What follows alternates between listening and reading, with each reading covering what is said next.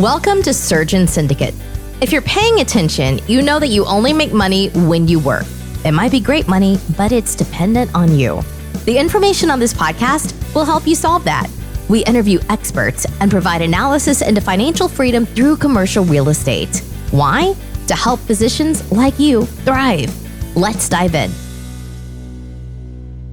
Welcome to Surgeon Syndicate. This is your host, Dr. Michael McManus. We are here today with Dr. Alex Tam. Alex, welcome to the show. Dr. Mike, welcome. Thank you so much for having me. Thank you for having me on the show. You are welcome, and thank you for being here again. Alex is an entrepreneur, real estate investor, husband, father. I like the order that you put some of those things in. That comes first before your other job, doctor of chiropractic, clinical director of an integrative medicine practice, and over 15 years of experience. Before I get to the rest of your bio, I just want to say, because, this is a funny thing that in the allopathic or traditional medicine model and chiropractors, sometimes there's a rub there. But what I have seen in my entrepreneurial ventures, because you don't get the same insurance thing, at the same time, you're outside of a lot of that where I think medical doctors are kind of herded into a very narrow path and have a hard time seeing outside of it, where chiropractors, because there's a lot more business involved in your business, seem to be a lot better at that. So I love talking to chiropractors about what they do from a business standpoint, because they tend to spend so much time thinking about it. But Alex built his career as a chiropractor and then clinical director of successful integrative medicine clinic. Went on to author a book, The Truth About Chronic Pain, and helped many people who had failed in mainstream medicine. As much as he loved his job, it took time away from his family, and he began feeling trapped in a job working over 60 hours a week and feeling like he was just barely treading water. I think a lot of us listening can really associate with that. And the quest for time and freedom led him to real estate investing and learning how to work more efficiently through delegation. And now is dedicating his time to helping entrepreneurs, especially doctors and small business owners like himself, learn how to grow their business, invest wisely, and build generational wealth for their families. Anything that I messed up or forgot to put in there since I was... That's great. That's great. All right. So tell me a little bit more about your path. And so you had the chiropractic business and then also moved into integrative medicine and then your pain book. And I guess part of this I'm asking for myself, because I have this long history of shoulder injuries that, depending on the state of whether I've been taking care of myself or not, and then re-hurting myself, it has a big impact on things like sleep.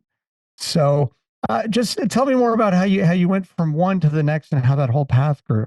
Yeah, I mean, my path to become a chiropractor initially, that itself was like a 2-year path, because in 2002, my mom got diagnosed with trigeminal neuralgia. And I was on path in pre-med to become a medical doctor. Trigeminal neuralgia, for people that don't know, is a lot of pain in the face, right? Pins and needles, stabbing pain in the face. They also call it the suicidal disease because a lot of people who get that disease commit suicide. The pain is too hard. My mom's had that for 2 years. And anytime when she had an attack, she would drop a dish. She would, we'll hear like a clank somewhere in the kitchen, right? And she took medications, Tylenol, your Advil, started with the low end stuff. Eventually they gave her Vicodin, gabapentin, Neurontin type medications. They eventually put Botox shots all over her neck and head and gave her cortisone shots. Now, 2 years went by. And Mike, after 2 years, nothing worked. The doctor suggested for her to get surgery. And in surgery, we asked, well, what actually happens? They have to open up the side of her face. They have to snip her nerve. And there's a potential for the nerve to grow back over the next few years. So every time she feels that, she may have to go in and do the same surgical procedure again. not only will it give her a loss of sensation in her face, but it also may cause her to lose muscle control in her face as well. Right. So we said that was the time where we actually held off. We did all the medical interventions up until that point. And we start asking friends and family for help. Someone referred us to a chiropractor, a natural doctor that was about 2.5, 3 hours away. And then from there, they said, well, let's take an x-ray, find out what's going on with mom, right? And from there, we took an x-ray and the doctor said, your mom has gone through something that it was very traumatic and it happened a long time ago that led her to have degenerative arthritis and disc problems in her neck and upper neck, which trigger this nerve pain. After 3 months of treatment, for the first time in 2 years, she was 50% better. And I switched gears and I said, let me go to chiropractic school. And that's how I became a chiropractor. Went to school in 2005, graduated in 2008, started the practice in May of 2009. That's amazing. It's interesting that it's almost built into us medical doctors. Like there's this box, and if you get out of the box, things are bad. And, if you look back, though, you don't have to look back that far to find things that were out of the box and now they're not. And there's so much that we're learning now about disease states and the way the body works and heals that is different than what I learned in medical school. So wow, what a transformative process that, you saw the traditional medicine not work and saw something different work. So then give me a little bit more of a definition, because this is a funny thing. So most medical doctors, you look at integrative medicine, naturopath, functional medicine, it's all kind of this put in this box together as that other stuff. Yeah. So when I was thinking about today, I'm like, and I'm like, well, let's just bring this out here. Let's have the discussion. So tell me that, from an integrative medicine standpoint, what are we talking about here? Just the definition of and how that's different from traditional medicine. Oh, great question.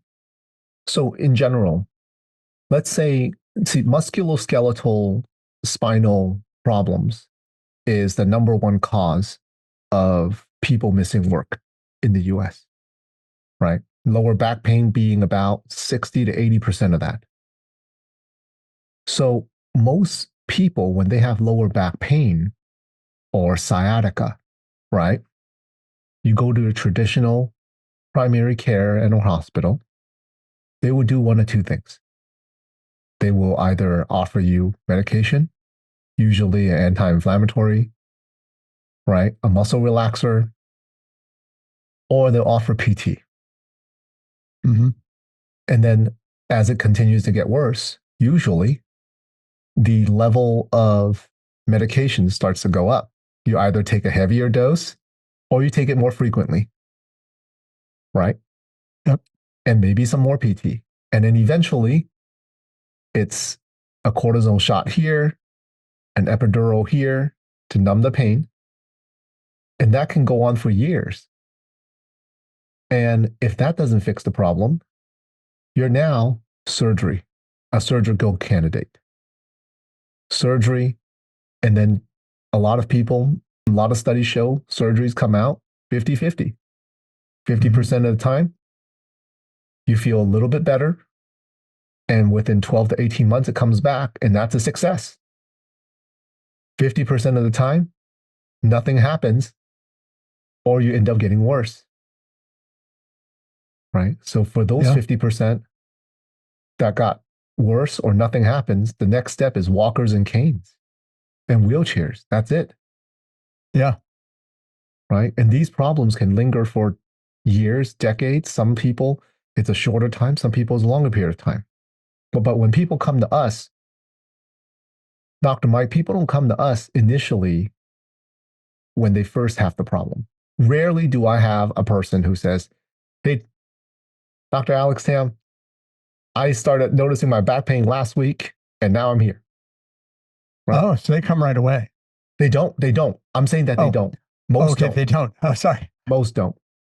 Most will Okay. go through the easy route first, right? What medications can I take? But my mom have went through that route, and they eventually suggested surgery. The natural integrative approach that I take is when someone comes in for lower back or sciatica, anytime you have a nerve involvement, that nerve is pinched somewhere, right? Medication's not going to fix the problem, right? It'll cover up the symptom. It might lower the inflammation, but it's not going to fix the cause of that problem. So where we come in is we got to figure out what the cause of that problem is through exams, x-rays, consultation. Then we sit down with them. Okay, how do we fix this? Is it an alignment issue where a chiropractic adjustment can correct? Is it a discompression issue where we have spinal decompression and laser that can help? Is it a muscular issue where now we use shockwave and muscle therapy? Or is it the person that has decayed and it's degenerated so far gone where they need some extra help? That's where regenerative medicine comes in. Yep. You know what's so awesome about that? Because I guess my eyes kind of opened to it as I had for years been told I had AC separation. That was my shoulder injury. Mm-hmm. And it wasn't until I moved to Green Bay and I saw an orthopedic surgeon who's one of the kind of the shoulder guy for the Green Bay Packers. Mm-hmm. And he looked at it, did an MRI, and he's like, your AC joint is fine. Yeah. I'm like, oh, well, for 20 years I had an AC separation. And he was, he said, well, basically he said, your options are is we could do a rotator cuff repair and you're going to be out of, you're going to be recovering. You're not going to be able to operate for 4 to 6 months. And on the other end, if your recovery is going to be hard, you're going to do a bunch of rehab and you'll likely get better and you could hurt it again. And if your other option is you could just do rehab and in 6 months, you'll likely be in the same place. So the only difference was if you made a living throwing with that arm, you're a quarterback or a pitcher, I say we need to fix it. And we need to fix it right and put you through very specifics. You can go back out and throw again. Yeah. It's like, I don't throw that often. It's like, if that's not an issue, that the surgery is probably not the way to go. And so we went through that and we did some other stuff like PRP shots and things that were outside of the traditional that other docs were like, oh, at that point, nobody had heard of PRP. Right. And it was really way outside of the mainstream. And then to find out in the NFL, it was because unlike a cortisol shot that you can only do so many, like throughout the league, those guys are like, a little blood draw and a little shot. And it got amazingly better. And all of a sudden I'm like, maybe there's a lot of stuff we're missing because there's so much that's like, well, what's the double-blind placebo-controlled trial and how big was it? But on the other side, a lot of other interventions like you're talking about, what's the risk? Mm-hmm. So if the risk is low and the success is reasonable, right? I'm starting to like that low risk, reasonable success over back surgery is kind of a different animal. So maybe I'm stepping on some medical toes there and I went too far, but well, you know what? You're just speaking the truth and our opinions. I think nowadays, so many people are afraid to share their opinions. They're not wanting to share what they believe is right. Right. And I'm not saying that everyone's going to agree. Yeah. But at least if you have conviction that what you believe could be the right thing to say in your opinion, and you believe it counts, then say it. Right? We'll get back to our show in just a minute. But first, I want to offer you an opportunity to accelerate your learning. My life changed and my ability to start becoming work optional changed when I gained the people and the knowledge to start investing in commercial real estate. One of the key people there was Ash Patel and joining his Invest Beyond Multifamily Mastermind. Well, that mastermind is no longer open, but for a fraction of the price, Osh has now made a course. And this is probably the most valuable set of information and quickest way to move along your learning curve. So if you are interested in actively investing in commercial real estate and retail and industrial and office, I would recommend this course to you. We're going to include a pre-sale link both in the show notes. It'll also be on the surgeonsyndicate.com website. And in your checkout, it'll save you another 1%. I know it's not a lot, but every little bit helps if you use the discount code Mike1487. If you're not interested in investing actively, give us a call here at Fortress Capital, and let's talk about what your goals are as a passive investor. But it's time to stop listening, start acting, and let's move your future forward. Yeah. And I think there's a lot outside of what we have available. And because there is a lot as a traditional allopathic doctor, there's guardrails. And if you step over the guardrail, there can be consequences, like you're outside of the gold standard. And I think for a lot of people, there's some benefits that are on the other side of the guardrail and that aren't super risky things, and that they can't get, that may not be available to them in their standard practice. And a lot of docs are afraid to say, maybe look on the other side of the guardrail before we start doing a bunch of injections. And so that's funny, as a urologist standpoint, when we got doing prostate cancer surgery, and stress incontinence is part of that. And we'd always kind of trained people on retraining their pelvic floor, but we weren't that great at it, really. Like, just do your Kegels. And then we got some physical therapists who really specialized in it. And the recovery's got so much better. And then I had a guy come back and I'm like, so how's physical therapy going? And he goes, well, I was really struggling, but they said the problem is because I hurt, I don't know, something like his knee. I've been compensating and walking funny. And because my pelvis is set weird, I don't get good contraction of the pelvic floor. And that's why I'm incontinent. So we've been working on this stuff with my thigh and my incontinence got better. I'm like, wow, okay, that's way beyond me. And, and there was this whole system of how the body works and protects itself that isn't really part of a lot of the training we get sometimes to go back down that road.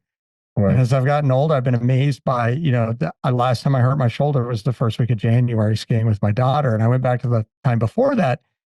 And then the orthopedic surgeon was like, we got to move you now. And this whole idea of how the body shuts down to protect itself. And the older we get, the more we do it. A little injury when you're 18, you're like, I'm invincible, I don't care. And you're fine. And you keep moving.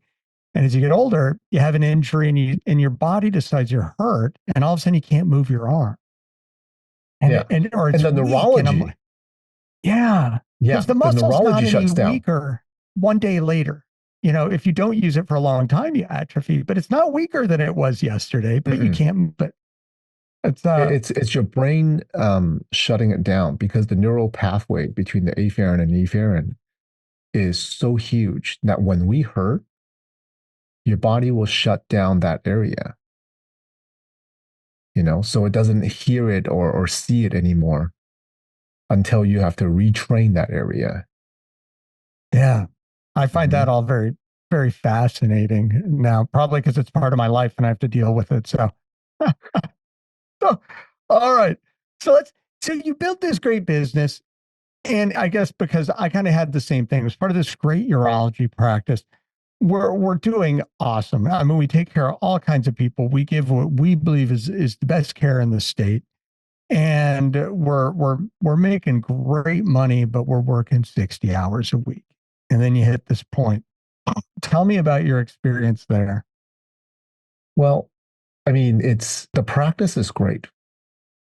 I still love it, right? I'm still in the office 3 days a week, sometimes 2 days a week. But the thing is, I realize I can't do it on my own. So we put other doctors in place. We have 5 other staff members in place, right? So all in all, even without me, there's 7 people in the practice, right? At a certain point, though, I realized, well, in investments, like, wow, you think about outside the box as well, about where to go in terms of, okay, do I continue investing in the practice? Do I do something else as well? Right. And there comes a point where I feel like we have to continue taking great care of our patients. I want to continue growing the practice, but I also want to invest in other things as well. And that's how we got into other investments, and kind of went from there. So what are the other things? Wait, before I go there, because I just think this is another one that sometimes is hard for docs is when you're hiring other people to do things. Because I look back to when I was in surgical training, and the thing that was said was, do it yourself, check it twice, don't trust anybody else. Which which following that pathway, or you can only do so much yourself. You can't. Mm-hmm. And at some point, you're just overwhelmed. Yes. And so tell me some of the process that you went by to go, okay, I'm not going to do everything myself. Yeah. What do I want to offload? Who can I offload it to? And how you start to set that up. Going from the beginning, I've had an associate doctor in the office since 2012, but it was only one other doctor. At the time, my office was 1,600 square feet.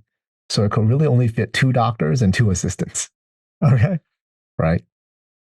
But I thought to myself, I said, well, there's got to be a way to train a doctor the right way, because most doctors don't come out of school trained, right? They don't, that. You've been in practice with multiple doctors. I'm sure you train a number of them, and they don't come out like, oh yeah, I know exactly what to do.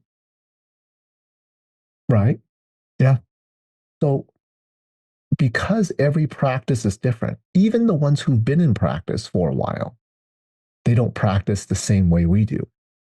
So we've developed a very good process on how to take patients who are in chronic severe pain and in about 8 to 10 weeks completely transform their life with the different therapies that we have. Right? You're talking about people coming in with walkers and wheelchairs where 8 to 10 weeks later, they start walking without a cane. So in order for us to accomplish that, I realized I have to be the one training them. I got to come up with a standard operating procedure on exactly how to train them, what to look for, right? I made videos of everything. Okay. So that's how we train, and we continuously training our doctors on the processes and the details and what to do. So that constant training is key, whether it's staff or doctor, and then being able to let go of things. One of my mentors always told me, you got to let go to grow. Right? If we don't let go of certain things, we can't hold on to everything. Yes. Right? We cannot grow that way. I think that's the hard one for a lot of docs when especially surgeons, that there's so much you're training that is holding on to everything, and be afraid that if anybody else does it, they might do it wrong. Mm-hmm. Right. But you just have to check. Mm-hmm. Well, and that I think is changing now as our medical world has been overrun. It's just too much work. And starting to use mid-levels more, nurse practitioners and PAs. And they come out, because they come out of school with a very basic training, with a basic skill set. And especially if you're coming into a surgical specialty, they may have little to no training. And we spent a long time initially we'd want ones who are experienced. And then once we got over that hurdle of learning to train, because that was a whole new thing, then it's sometimes almost better getting new grads, really smart new grads. Yes. Which we've hired a bunch of those recently. They're smart, they're motivated, and you can just putty them into their own spectacular self that works within your practice. Yes. You get to mold them now. Yeah, you get to mold them. But it's interesting that the whole, that whole For doctors, it's a hard thing that or the first time I read, if you can't leave for a month and Yes. see the same paycheck, you don't have a business. You just have a job. Yeah, you own a job. It's just you own a job. And I was like, which is a hard thing because you can't still, for most doctors, there are very few MDs who can walk away from their practice for a month and it keeps making money. Mm-hmm. So it's a tough spot as a doctor. And maybe, one of those things that part of with chiropractors and other medical fields, that they have more of an ability to do that without really bucking the system to get there. Yeah, we've learned early on that we have to train. You got to train. Yeah, and it's possible, right? I mean, people do it in all the different fields all the time. Yeah. Right? You have one landscaper training the next one. You have one contractor training the next one mechanic training the next one. Why is it that it's so different for us? I wonder if the difference is the amount of training as a surgeon you go through. By the time, this kind of where I'm thinking, like, by the time you get to the other side, so it's 4 years of college and then 4 years of medical school and 6 years of residency and maybe 2 years of a fellowship, there's been a lot of training. And the system has always said, okay, when you come through all that training, you're trained. Mm-hmm. And you're ready to go. And although you continue to learn, you learn from your peers, but it hasn't been as much of a training model. And we weren't trained how to train. Right. That in itself is a skill set. Yes. Yeah. And the letting go between the seeing that needing to train people to fill in below you and the letting go of things and letting somebody else do them. And that whole mindset of like, I have to do everything to make sure it's done right, loses the fact that we know we all have limited capability. There's only so much we can all do and know. And the more you can focus on the important stuff, the better you are at that. And the more you have other people doing other things, you can focus on the important stuff. And I think before we always did that by just being a super specialist. Like, I only do this one little surgery. But you can be more of a generalist in your practice if you train people to do the basic stuff that brings the whole practice and the patient to your specialty level before you have to put in any work. Yes, I agree. Well, that's awesome. Man, we're blowing through time here. So, because now we want to get into Alex's journey then into becoming a real estate investor and also helping teach entrepreneurship and to other docs and to people around him. And we're going to dive into that in the second half of our conversation here. So for right now, we're going to wrap up this episode. Thank you, Alex, for being here. This has been great. And I think you've provided some great value to our listeners, to everybody out there. Thank you for joining us here on Surgeon Syndicate. And please come back for the second half. Thank you. We'll get back to our show in just a minute. But first, I want to offer you an opportunity to accelerate your learning. My life changed, and my ability to start becoming work optional changed when I gained the people and the knowledge to start investing in commercial real estate. One of the key people there was Ash Patel and joining his Invest Beyond Multifamily Mastermind. Well, that mastermind is no longer open, but for a fraction of the price, Ash has now made a course. And this is probably the most valuable set of information and quickest way to move along your learning curve. So if you are interested in actively investing in commercial real estate and retail and industrial and office, I would recommend this course to you. We're going to include a pre-sale link both in the show notes. It'll also be on the surgeonsyndicate.com website.